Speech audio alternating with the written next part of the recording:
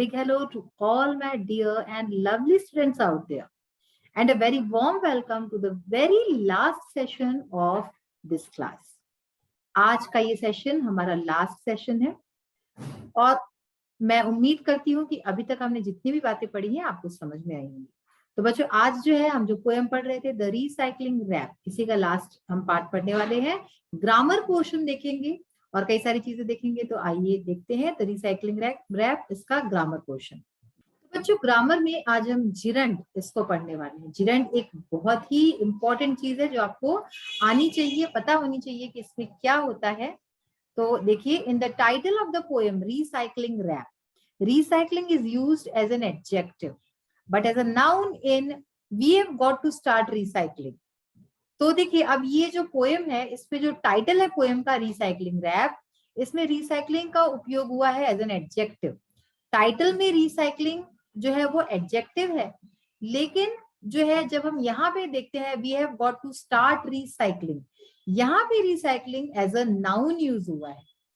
In fact, a noun made of a verb plus ing is called a gerund. जब कोई noun जो है बनता है किसी वर्ब में ing लगा के, तो उसको हम gerund बोलते हैं, which is a verbal noun. इसको verbal noun कहते हैं। Read the following uses of gerunds and the explanations given for each use. तो नीचे अब हम देखेंगे gerund के क्या यूज है, उसके क्या उपयोग होते हैं और उसका एक्सप्लेनेशन हर यूज का। तो देखिए, सबसे पहले एग्जाम्पल्स और एक्सप्लेनेशन, इस तरह से दो पार्ट है इसमें। एग्जाम्पल है learning a new language is interesting, यानी कि नई भाषा को सीखना बहुत ही इंटरेस्टिंग होता है, मजेदार होता है। एक्सप्लेनेशन देखिए इसका, a gerund can be used as the subject of a sentence. Gerund का यूज जो है सब्जेक्ट के तौर पे हो सकता है किसी सेंटेंस में, ठीक है ना। यहाँ पे मेन सब्जेक्ट लर्निंग जो है वो सब्जेक्ट हो गया। I enjoy swimming in the summer. A gerund can be used as the object of a sentence. यानी कि gerund का यूज ऑब्जेक्ट की तरह भी हो सकता है, यानी कि ये gerund सब्जेक्ट भी हो सकता है और ऑब्जेक्ट भी हो सकता है। आपको ये बात तो समझ में आई होगी कि वर्ब के साथ ing लगाने पर gerund बनता है। I am excited about flying in an aeroplane. मैं एक एरोप्लेन में फ्लाई करने के लिए, उड़ने के लिए बहुत ही एक्साइटेड हूँ, उत्साहित हूँ। We thank our teachers for teaching us well. और दूसरा एग्जाम्पल क्या है कि हम अपने अध्यापकों को थैंक्स बोलते हैं, धन्यवाद करते हैं, ताकि क्योंकि उन्होंने हमें अच्छे से पढ़ाया है। A gerund can be used as the object of a preposition. preposition के ऑब्जेक्ट के तौर पर भी यूज हो सकता है। देखिए अब इसमें about flying in an aeroplane for teaching us well, तो यहाँ पे क्या किया है, ऑब्जेक्ट ऑफ अ preposition हो गया। I appreciate being corrected when I make a mistake. जब मैं कभी गलती करती हूँ तो मैं अप्रिशिएट करती हूँ, मैं इस चीज को प्रोत्साहन देती हूँ कि मुझे सही किया जाए, being corrected. A gerund can be passive. gerund जो है वो पैसिव भी हो सकता है, being plus past participle. being के साथ इसका पास्ट पार्टिसिपल फॉर्म जब लगे, इसमें आप सोचेंगे कि ing तो है ही नहीं, तो यही चीज बताई जा रही है कि यहाँ पे करेक्टेड जो है ना, ये gerund ही है, इसमें कैसे लगा है, being के साथ past participle. Playing cricket is fun, dancing is fun, I enjoyed the songs. जितने भी आपको ये बोल्ड में दिख रहे हैं words, all these are gerunds, ठीक है। A gerund can be used as a noun. gerund जो है as a noun भी यूज हो सकता है। Playing, dancing, songs. Playing cricket is fun. Cricket खेलना मजेदार है। Dancing is fun. डांस करना, नाचना मजेदार है। I enjoyed the songs. मैंने गानों को enjoy किया। Anita is afraid of not getting good marks. Anita जो है डर रही है कि उसको अच्छे मार्क्स नहीं मिलेंगे, getting good marks. Not knowing English well makes my life difficult. English अच्छी तरह नहीं आने से मेरी जिंदगी थोड़ी मुश्किल हो गई है। To make a gerund negative, we put not before the gerund. किसी gerund को अगर हमें नेगेटिव बनाना है तो हम उसके पहले क्या लगा देते हैं, not लगा देते हैं, जैसे कि not getting, not knowing, ठीक है। Sabiha doesn't spend money eating in expensive restaurants. यानी कि सबिहा जो है अपना पैसा खर्च नहीं करती है बड़े बड़े होटलों में खाना खाने में। He had a hard time saving money. यानी कि उसने जो है अपना पैसा बचाने में काफी समय व्यतीत किया है, काफी टाइम दिया है उसमें और कड़ी मेहनत की है। Anshu had difficulty learning English prepositions. Anshu को इंग्लिश प्रेपोजिशंस पढ़ने में जो है कठिनाई होती है। A gerund is used after the noun in the following expressions. अब देखिए gerund का यूज noun के बाद होता है इस तरह के expressions में: have difficulty, have a difficult time, have experience, have fun, have a good time, have a hard time, have a problem, have trouble, spend time, spend money, etc. तो इसमें जैसे कि आप देख सकते हैं, doesn't spend money, eating inexpensively, he had a hard time saving, ठीक है ना, had difficulty learning, तो इस तरह से यहाँ पे भी यूज होता है।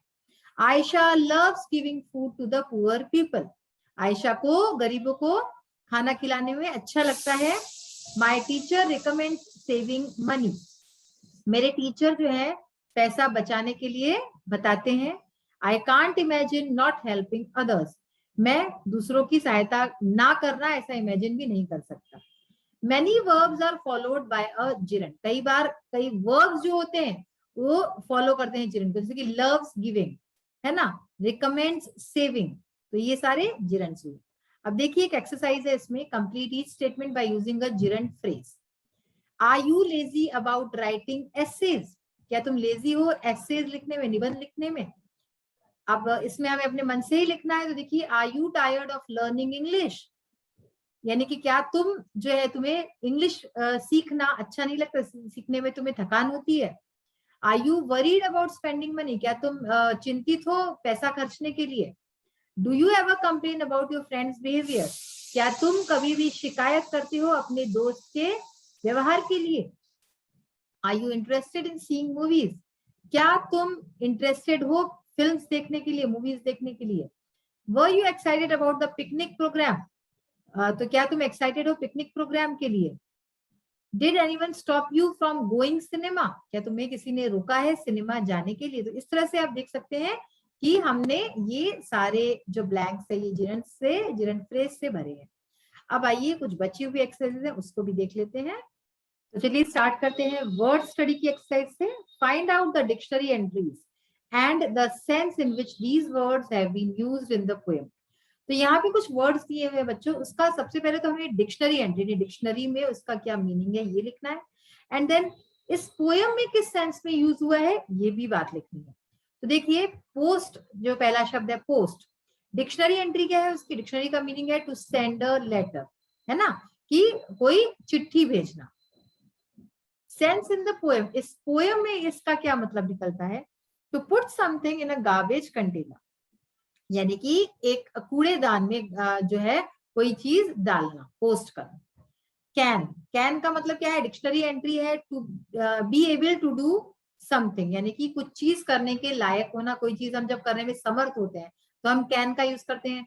I can walk, I can dance, यानी कि मैं चल सकती हूँ, मैं डांस कर सकती हूँ, ठीक है ना, तो मैं ये सब करने में समर्थ हूँ। अब यहाँ पे इसका क्या मीनिंग है? Sense in the poem, pot, can आप जानते हैं जैसे कि कोई ड्रिंक्स होते हैं, सॉफ्ट ड्रिंक्स होते हैं, उसकी ऐसे इस तरह की ऐसी लंबी कैन होती है, उससे जो है ड्रिंक्स पी जाती है। देन स्किप, स्किप का मीनिंग डिक्शनरी में क्या होता है? टू जंप, जो हम सपोज आप रस्सी कूदते होंगे तो आप ऐसे ऐसे स्किप करते हो, है ना, उसको हम स्किपिंग कहते हैं। अब इस पोएम में क्या मीनिंग है? Sense in the poem, a large open container to put the garbage, यानी कि एक बड़ा सा खुला कंटेनर, एक कुछ डब्बा टाइप का जिसमें कि आप गार्बेज कूड़ा डाल सकते हो। रैप का डिक्शनरी में एंट्री है टू शार्प गो स्लैपिंग, ये मीनिंग होता है। और इस पोएम में इसका क्या मीनिंग है? A song with fast and strong rhythm, एक गाना जो कि बहुत ही फास्ट जल्दी जल्दी गाते हैं और उसकी रिदम बहुत अच्छी होती है, बहुत स्ट्रॉन्ग रिदम होती है। टिप, टिप का डिक्शनरी में अगर आप मीनिंग देखेंगे तो इसका मतलब होगा एंड सीक्रेट इंफॉर्मेशन, ठीक है ना। और पोएम में इसका मतलब क्या है? A place where you can leave your garbage, ऐसी जगह जहां पे आप अपना कूड़ा जो है छोड़ सकते हो। अब देखिए कंपोजिशन की बात आती है। Your school is celebrating the environment day, आपका स्कूल जो है पर्यावरण दिवस मना रहा है। Prepare a poster showing dos and don'ts for saving our environment, तो आपको एक पोस्टर तैयार करना है डूज एंड डोंट्स के साथ कि हम किस क्या करने से और क्या नहीं करने से हम अपने एनवायरमेंट, हम अपने पर्यावरण को बचा सकते हैं। तो देखिए यहाँ पे एक जो है मैंने शेयर किया है, यहाँ पे इस तरह से आप बना सकते हैं। आप अपने मन से पोस्टर सेविंग नेचर, डूज में आप लिख सकते हैं always take rubbish to a recycling bin, यानी कि जो भी रबिश होता है उसको रिसाइकलिंग बिन में डालिए। Try to purchase products which contain recycled materials, ऐसी चीजों को खरीदिए जो कि ऐसी चीजों से बना हो जो रिसाइकल मटेरियल्स का हो। Use your own bag when buying something in supermarket, यानी कि कभी आप बाजार में कुछ खरीदने जाते हो, सुपरमार्केट में जाते हो, तो अपना खुद का कैरी बैग होना चाहिए। Volunteer to help with some environment saving project, ऐसे कोई प्रोजेक्ट हो जिससे कि एनवायरमेंट सेव हो सकता हो, कई सारे प्रोजेक्ट आजकल चलते हैं, तो उसमें आप खुद भी वॉलेंटरली जाइए और मदद कीजिए। जैसे झीलों की सफाई, कोई प्लॉट्स की सफाई, पशुओं की देखभाल, बहुत सारे होते हैं इस तरह। अब डोंट्स अगर हम देखें, यानी क्या चीज नहीं करनी चाहिए, don't drop litter on the pavement, यानी कि इधर उधर कूड़ा और कचरा मत फेंकिए। Don't leave the tap running when you brush your teeth, जब आप जो है ब्रश कर रहे हो अपने दांत को, तो उस समय नल खुला मत छोड़िए। Don't refuse to donate money on conservation projects, तो जब कहीं कंजर्वेशन प्रोजेक्ट होता है, यानी कुछ बचाने की बात होती है, तो वहां अगर पैसा चाहिए तो आप उसमें पैसा खर्च कीजिए, उसको बचाइए मत। Don't ever think you are not important to our earth, you are, कभी भी ऐसा मत सोचिए कि आप अकेले क्या कर लेंगे, है ना, कि आप इम्पोर्टेंट नहीं हो, इतने खास नहीं हो धरती के लिए, आप बहुत ही इम्पोर्टेंट हो। अब देखिए लास्ट है हमारा translation. Translate the first stanza of the poem into Hindi, जो हमने पहला स्टेंजा पढ़ा था, जो कि आखिरी स्टेंजा भी था पोएम का, उसको हिंदी में ट्रांसलेट करना है। तो वैसे तो मैंने आपको वर्बली पूरी पोएम समझाई है, लेकिन अब देखिए यहाँ पे ट्रांसलेट अगर करेंगे तो किस तरह से होगा। Listen to me children, hear what I say, मेरी बात सुनो बच्चों, सुनो मैं क्या कहता हूँ। We have got to start recycling, यानी कि हमें रिसाइकलिंग शुरू करना है। इट्स द ओनली वे, यानी कि यह एकमात्र तरीका है। To save this planet for future generation, यानी कि भविष्य की पीढ़ी के लिए इस ग्रह को बचाने के लिए। मैंने आपको बताया भी था, पोएम अच्छी तरह से समझा दी है।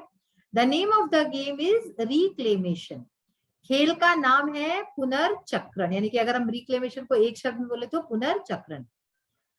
अब देखिए next, you have got to start recycling, यानी तुम्हें पुनर्चक्रण शुरू करना होगा। You know it make sense, आप जानते हैं यह कुछ अर्थ रखता है। You have got to start recycling, stop sitting on the fence, यानी कि तुम्हें पुनर्चक्रण शुरू करना होगा, बाड़ पर बैठना बंद करो। देखिए यहाँ पे क्या है कि वर्ड टू वर्ड आपको दिख रहा होगा, लेकिन वैसे इसका मीनिंग मैंने आपको बताया था कि सिटिंग ऑन द फेंस, कि आप बस बैठ के तमाशा देखना, अब इससे काम नहीं चलेगा, आपको कुछ करना होगा। No more pussyfooting, no more claptrap, कोई और पुसी पुटिंग नहीं, कोई और क्लैप ट्रैप नहीं। Get yourself doing the recycling rap, अपने आप को रिसाइकलिंग रैप करने के लिए तैयार करें।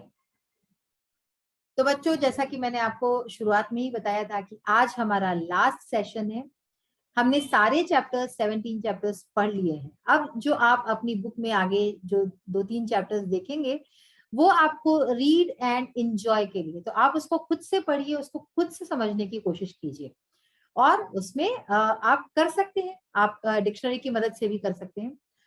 आज का सेशन होपफुली आपको अच्छी तरह से समझ में आया होगा। हमने जितने भी अभी तक के सेशंस किए हैं, सबको आप ध्यान से पढ़िए, ध्यान से सुनिए, मनन कीजिए उसका, और कोई भी चीज में अगर आपको डाउट है तो you can ask your questions freely through our ask app. Ask app के थ्रू आप जो है अपने क्वेरीज, अपने डाउट्स जो है क्लियर कर सकते हैं। तो आज का सेशन अब यही फिनिश करती हूँ, और आशा करती हूँ कि ये क्लास आप बहुत ही अच्छे नंबरों से पास करेंगे, और अगली क्लास में 9th क्लास, जो कि एक बड़ी क्लास है आपकी, उसमें बहुत ही बढ़िया मार्क्स से जाएंगे। तो अब मैं आपसे विदा लेती हूँ। अपना ख्याल रखिएगा, अपने आसपास वातावरण स्वच्छ रखिएगा। Take care of yourself and your family. Have a nice and happy day. Thank you. Bye.